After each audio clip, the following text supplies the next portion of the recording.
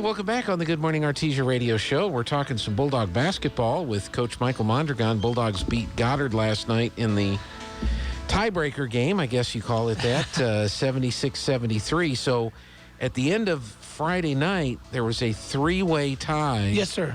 For the district, 4-4A.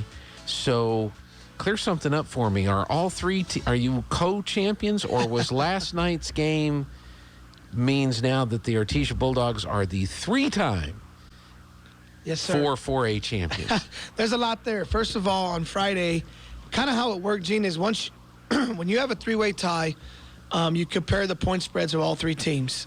And a lot of people were confused because when you do the point spread, it would have been Artesia, would have been 1, Lovington 2, Goddard 3. Well, what happens is once you figure out number 1, you throw out number 1, and then you just compare 2 and 3. Since Goddard beat Lovington by 5 and then lost by 3, they were a +2. That's how we got Goddard 2, Lovington 3. Is a three-way tie for first, but we are after yesterday's playoff game, the 4-4A regular season district champions. So yes, okay. 3 times.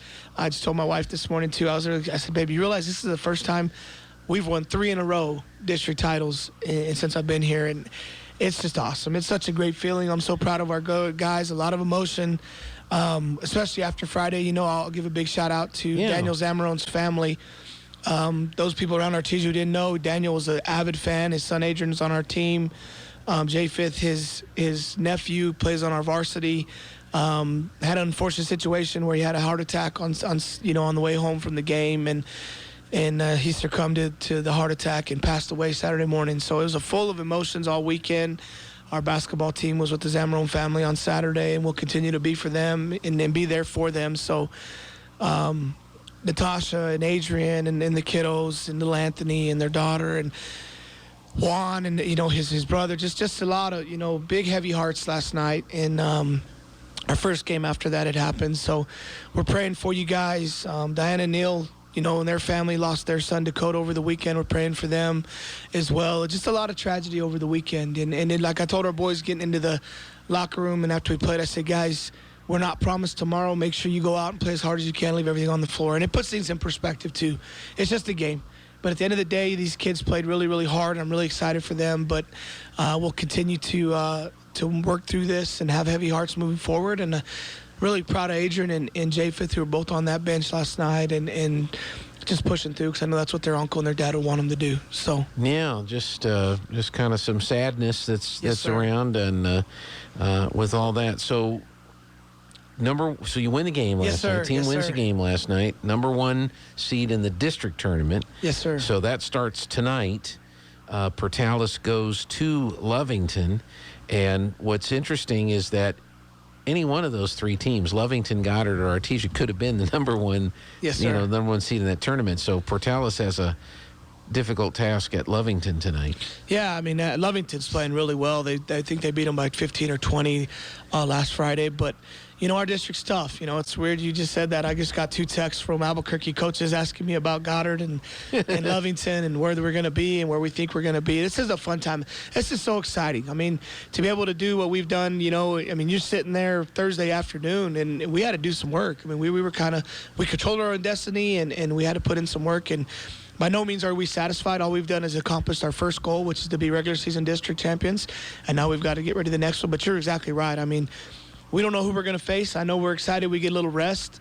We're kind of a little tired after that, emotional game Friday and then everything over the weekend and then playing on Monday. So we'll go a little light today, and then we've got to refocus and get ready, because here comes our next challenge, being able to win the district tournament championship, which can help us seeding selection and things like that. But so proud of our guys, so proud of our staff. Thank you, Artesia, for coming out. Administration, thank you, Hagerman High School and their administration for hosting us. I thought they did a great job, and just all the moving pieces that were in play this week, for yesterday's game. But, man, really, really excited. I'm just really, it always is nice to wake up to a nice win, especially when your boys have done everything you've asked them to do, and we're starting to peak at the right time, Gene, and everything that we've worked for is starting to come to a head here, and we're just really excited for that. Hey, and it's tough to play anybody, twice or 3 times in a season, and you played Goddard in a 4-day period of time, played them twice in a 4-day period of time, and both games were just back and forth and up and down, and you're happy 1 minute and then you're, as Olson says, chewing a towel here the next there. So the winner of tonight's game goes to Goddard. Yes, sir. On Thursday night, and then whoever that winner is will come here to the pit on Friday night at 6 o'clock. So yes, sir. Be pretty exciting to see who gets to come here on Friday night. You could see Goddard again, or it could be Lovington, or who knows? Portales may shock some folks and sneak up there. Yeah, I mean it's that's one thing that when you play a team on Friday and you play on Monday, there's not a whole lot you can do. I mean, and they made some adjustments, and so do we. The coach and me, we didn't guard very well at times, and that was some of the stuff they were doing, and but I felt like we were in control that whole game. Our guys did a great job of controlling tempo, kind of made it interesting again at the end, and that's just being knuckleheads. And we missed some free throws and didn't execute like I wanted to. But at the end, like I told the boys in the locker room, right now is a grind, and you just find a way to win and move on. It doesn't matter how, because we've got one more game in this tournament championship on Friday, and then you've got to win 4 in a row. You got to win 4 in a row if you want to host that blue trophy. And what's really nice is we've got a couple pieces that were a part of that last year where we came up a little short. But, man, I couldn't ask for anything better. We're peaking at the right time. We're playing our best basketball. Need probably one more week of practice to really, really fine-tune some things, and then here we go. But just so excited, so happy for our guys. I mean, it's all about these boys. They put in so much time.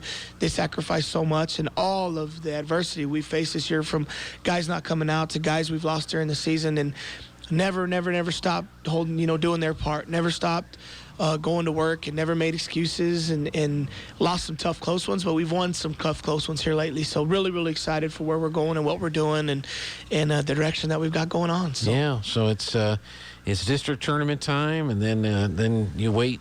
Sundays when they're supposed to release. Yes, sir. It'll be Sunday afternoon. Sunday afternoon. Is it anything like when they pick a pope? I mean, do they lock the doors? Do they not talk to anybody? Do you look for smoke to come out of a chimney somewhere? I think it's fun. It's going to be interesting the next week. All the phone calls and texts. This is the fun part.